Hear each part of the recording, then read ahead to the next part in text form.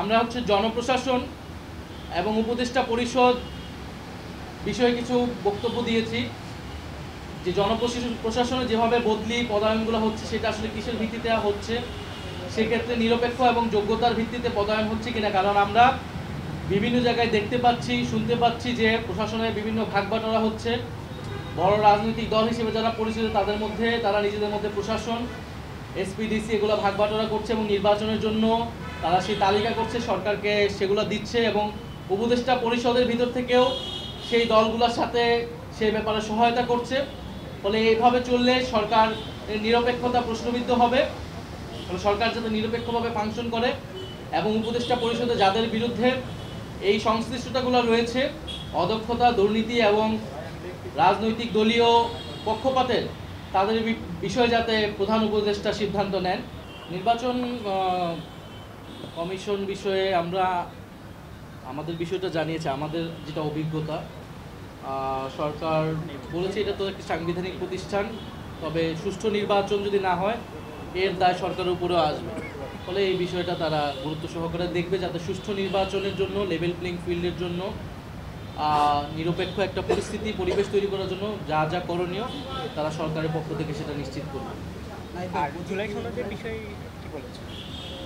জুলাই সনদের বিষয়ে তারা বলেছে যে আমাদেরকে তারা স্বাক্ষর করার জন্য আহ্বান জানিয়েছে এবং আমাদের বিষয়গুলো তারা বিবেচনা করবে। ঐকমত্য কমিশন সুপারিশ দিলে তারা উপদেষ্টা পরিষদ এইটা সিদ্ধান্ত নেবে।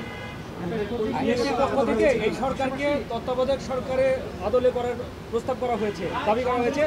আপনাদের অবস্থান দেখি সেটাকে কিভাবে দেখেন? দুজন ছাত্র উপদেষ্টারও পদত্যাগ চেয়েছে বিএনপি, এটা মিলিয়ে বলেন। দলীয় উপদেষ্টাদের পদত্যাগ সহ তত্ত্বাবধায়ক সরকারের মানে ভূমিকায় আসার আহ্বান জানিয়েছে। আপনাদের মতামতটা কি আসলে? সেই বিষয়ে আমরা বলেছিলাম, জিজ্ঞেস করেছি এই বিষয়টা কি।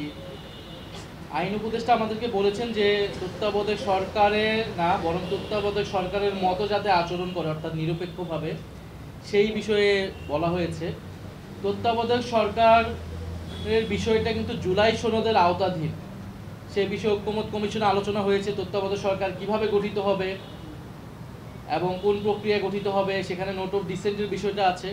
ফলে তত্ত্বাবধায়ক সরকার জুলাই সনদে আসবে, গণভোটের পরে এই বিষয়ে আসলে চূড়ান্ত হওয়া সম্ভব। এর আগে তত্ত্বাবধায়ক সরকার যাওয়ার কোনো ধরনের আসলে সুযোগ নেই।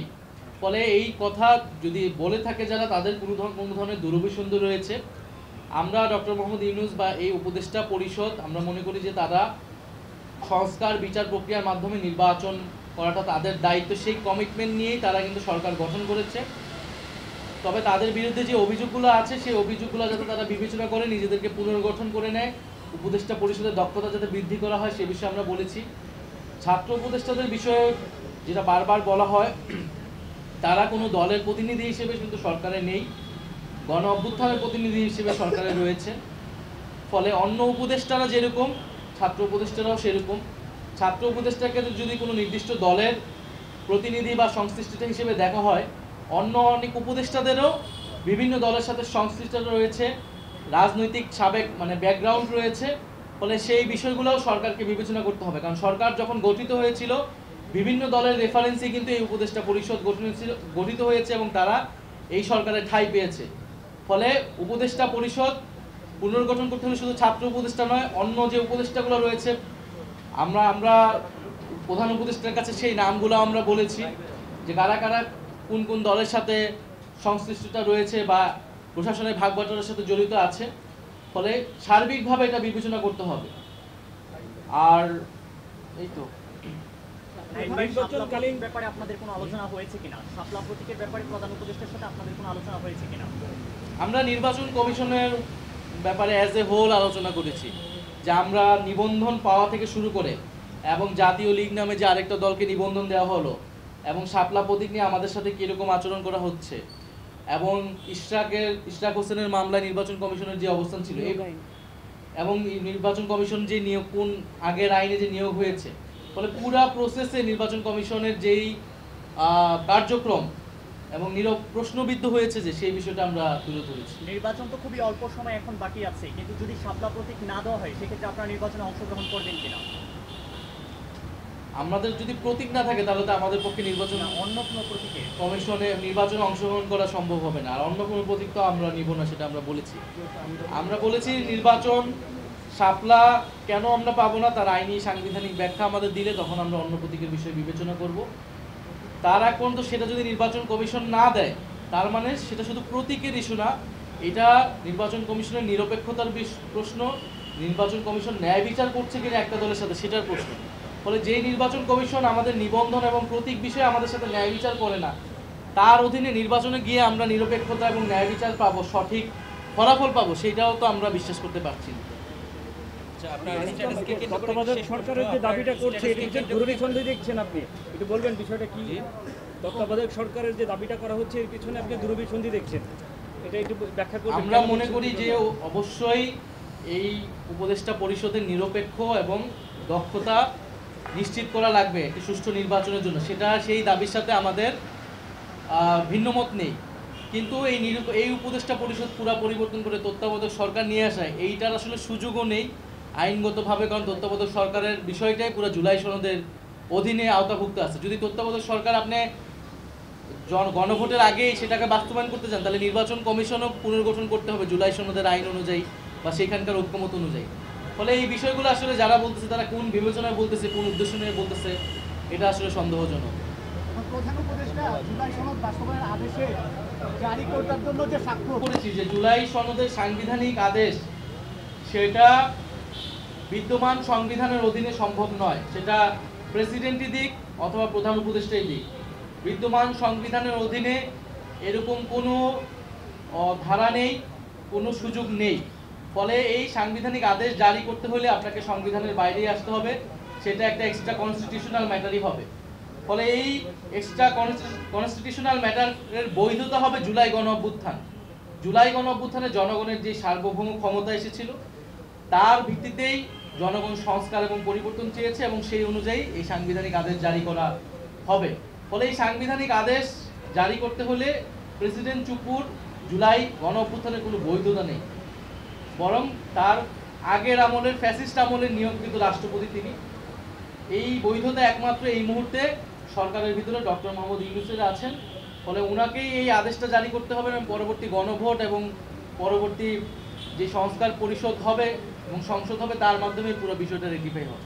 আচ্ছা, মিয়া গোলাম পরোয়ারে একটা বক্তব্য দিয়েছেন আপনাদেরকে কেন্দ্র করে, এটা নিয়ে আসলে আপনাদের মন্তব্যটা কি? এই বিষয়ে আমাদের নেতারা কথা বলেছেন। জুলাই গণহত্যার বিচারের বিষয়টি আমরা আজকে দেখেছি যে আন্তর্জাতিক অপরাধ ট্রাইব্যুনালে মানবতা বিরোধী অপরাধের সাথে সংশ্লিষ্টতা এবং অভিযোগের কারণে সেনাবাহিনীর কয়েকজন সদস্যকে আদালতে আনা হয়েছে। আমরা এটাকে সাধুবাদ জানিয়েছি এবং সরকার এবং আন্তর্জাতিক অপরাধ ট্রাইব্যুনালের প্রতি আমরা ধন্যবাদ জ্ঞাপন করি যে ন্যায় বিচারের একটি ধাপ আমরা আগাচ্ছি। কিন্তু এর পাশাপাশি ইন্টারন্যাশনাল ক্রাইম ট্রাইব্যুনালের পাশাপাশি সারা দেশে যে মামলাগুলো হয়েছে জুলাই শহীদ পরিবারদের পক্ষ থেকে, আহতদের পক্ষ থেকে, সেই মামলাগুলোর বিষয়ে সরকারের কি পদক্ষেপ? আমরা দেখতে পাচ্ছি পত্রিকায় যে জামিনে আসামিরা ছাড়া পাচ্ছেন এবং তারা শহীদ পরিবার এবং আহতদেরকে হুমকি দিচ্ছে। ফলে সেই জায়গায় শহীদ পরিবার আহতদের নিরাপত্তা এবং বিচারের একটা রোড ম্যাপ আমরা চেয়েছি যে নির্বাচনের আগে যাতে বিচারের একটা রোড ম্যাপ প্রকাশ করা হয়, যে প্রায় 800 মতো মামলা হয়েছে, এই মামলাগুলোর এখন অবস্থা কি এবং সেগুলো কিভাবে পরিচালিত হবে, কতদিনের মধ্যে সেটা কোন প্রক্রিয়া সম্পন্ন হবে। দ্বিতীয়ত আমরা জুলাই সনদ নিয়ে কথা বলেছি। যেহেতু জুলাই সনদ স্বাক্ষর অনুষ্ঠান আয়োজিত হয়েছে এবং জাতীয় নাগরিক পার্টি সেখানে অংশগ্রহণ করে নাই, ফলে আমরা আমাদের অবস্থান সরকারের কাছেও তুলে ধরেছি, ঐক্যমত্য কমিশনের কাছেও আমরা তুলে ধরেছি। আমরা সেই কথাগুলো পুনর্ব্যক্ত করেছি যে জুলাই সনদের শুধু কাগজে মূল্যে আমরা বিশ্বাসী নই। ফলে জুলাই সনদ বাস্তবায়নটা কিভাবে হবে সেইটার সম্পর্কে নিশ্চয়তা পাওয়ার পরে আমরা স্বাক্ষর করব। সেক্ষেত্রে জুলাই সনদ আমরা একটি সাংবিধানিক আদেশের কথা বলছি, যে আদেশটা ডক্টর মোহাম্মদ ইউনূস প্রধান হিসেবে উনিই জারি করবেন। কারণ জুলাই গণ অভ্যুত্থানে জনগণের যে সার্বভৌম ক্ষমতা সেটার একমাত্র বৈধতা ডক্টর মোহাম্মদ ইউনূসেরই আছে, সেটা প্রেসিডেন্ট চুপ্পুর নাই। ফলে সাংবিধানিক আদেশ যেটা সংবিধান বহির্ভূত হিসেবে দেওয়া লাগবে, সেটা কোনোভাবেই প্রেসিডেন্ট চুপ্পু দিতে পারবে না, সেটা ডক্টর মোহাম্মদ ইউনূসকে দিতে হবে। সেটার আইনি এবং রাজনৈতিক কারণ আমরা ওনার কাছে তুলে ধরেছি। দ্বিতীয়ত নোট অফ ডিসেন্টের বিষয়টা আমরা বলেছি, নোট অফ ডিসেন্টের কোনো কার্যকারিতা থাকবে না। সবাই এই বিষয়গুলোতে ঐক্যমত হয়েছে। জুলাই সনদ যেই বিষয়গুলো রচিত হয়েছে সেটাই পুরোটা গণভোটে যাবে এবং গণভোটের মাধ্যমে অনুমোদিত হলে পরবর্তী সংসদের একটা গাঠনিক ক্ষমতা থাকবে, যার ফলে তারা একটি সংস্কারকৃত একটি নতুন সংবিধান তৈরি করবে। এই পুরো প্রক্রিয়ার সাথে যদি সরকার ঐক্যমত কমিশন সুপারিশ দিবে, সরকার সেই অনুযায়ী কী সিদ্ধান্ত নেয় সেটার উপর নির্ভর করে আমরা জুলাই সনদে স্বাক্ষরের বিষয়টি বিবেচনা করব। এটা সরকারের কাছে আমরা আমাদের দাবি জানিয়েছি এবং এই দাবিগুলো যাতে বিবেচনা করা হয় এবং সরকার যাতে সেই পথে সেইভাবে যৌক্তিকভাবে এই জুলাই সনদ বাস্তবায়নে আগায় সেই বিষয়ে আমরা জোর দাবি জানিয়েছি। দ্বিতীয়ত আমরা নির্বাচন কমিশন নিয়ে উদ্বেগ জানিয়েছি। নির্বাচন কমিশনের গঠন প্রক্রিয়া, নির্বাচন কমিশনের বর্তমান আচরণ আমাদের কাছে মনে হচ্ছে যে এটা নিরপেক্ষ হচ্ছে না, এটা স্বচ্ছ হচ্ছে না এবং নির্বাচন কমিশন সাংবিধানিক প্রতিষ্ঠান হিসেবে যেভাবে কার্যক্রম করার কথা ছিল সেটা করছে না। কিছু কিছু দলের প্রতি পক্ষপাতিত্ব দেখা যাচ্ছে এবং কোনো দলের প্রতি বিমাতা সুলভ আচরণ তারা করছে। পুরো বিষয়টা নির্বাচন কমিশন নিয়ে আমরা বলেছি। বিগত সময়গুলোতে নির্বাচন কমিশন যেই পদক্ষেপগুলো নিয়েছে সেখানে কিভাবে তাদের পক্ষপাতিত্ব ফুটে উঠেছে সেই বিষয়ে আমরা বলেছি। একটি সুষ্ঠু নির্বাচনের জন্য একটি নিরপেক্ষ নির্বাচন কমিশন প্রয়োজন। সুষ্ঠু নির্বাচন যদি না হয় এর দায় সরকারের উপরও আসবে। ফলে আমরা সরকারকে সেই বিষয়টি অবহিত করেছি এবং আমরা মনে করি যে নির্বাচন কমিশন এই মুহূর্তে পুনর্গঠন হওয়া প্রয়োজন। আমাদের 2024 সালের ছাত্র জনতার যে অভ্যুত্থান, এই অভ্যুত্থানের শুরুটা হয়েছিল যৌক্তিক কোটা সংস্কার আন্দোলন দিয়ে, যেখানে সর্বপ্রথম রাজপথে নেমেছিল আমাদের চাকুরি প্রত্যাশী ভাই এবং বোনেরা। তো সেই জায়গা থেকে আমাদের কাছে তাদের যৌক্তিক দাবিগুলো সবসময় অত্যন্ত গুরুত্বপূর্ণ। আমরা সেগুলো নিয়ে সবসময় কথা বলে এসেছি। আজকেও আমরা এই গুরুত্বপূর্ণ বিষয়গুলোর মাঝে তাদের একটি অন্যতম গুরুত্বপূর্ণ বিষয়, যেটি নন ক্যাডার পদে নিয়োগ বিশেষ সংশোধন বিধিমালা 2025, যেটা মাননীয় প্রধান উপদেষ্টার স্বাক্ষরের এবং অনুমোদনের জন্য এবং গেজেট প্রকাশের জন্য অপেক্ষমান। আমরা সে বিষয়ে আমাদের এনসিপির পক্ষ থেকে অনুরোধ করেছি যেন সেটা খুব দ্রুত করা হয়। তিনি কথা দিয়েছেন যে এটা তার টেবিলে আসার সাথে সাথে আমরা প্রত্যাশা করছি আগামী সপ্তাহের মধ্যেই এটি অনুমোদন পেয়ে যাবে। পাশাপাশি আমরা জনপ্রশাসন মন্ত্রণালয় থেকে পিএসসিতে 43তম বিসিএস এর যে নন ক্যাডার প্রার্থীদের জন্য অধিযাচিত পদসমূহে যেগুলো রয়েছে নন ক্যাডারের, সেগুলোতে যেন দ্রুততম সময়ে এই তাদের সুপারিশের জন্য প্রস্তাব করা হয়।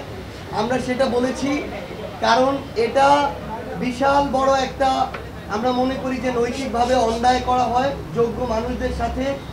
একজন মানুষ এবার শিক্ষা ক্যাডারে সুপারিশ প্রাপ্ত হয়েছে, পরের বার তিনি অন্য একটা ক্যাডার প্রত্যাশায় যখন আবার পরীক্ষা দেন কিন্তু পুনরায় শিক্ষা ক্যাডার পান, তখন তিনি সিনিয়রিটির জন্য পূর্বের ক্যাডারেই থেকে যান, শিক্ষা ক্যাডারেই আগের যে নিয়োগ সেটাতেই থেকে যান।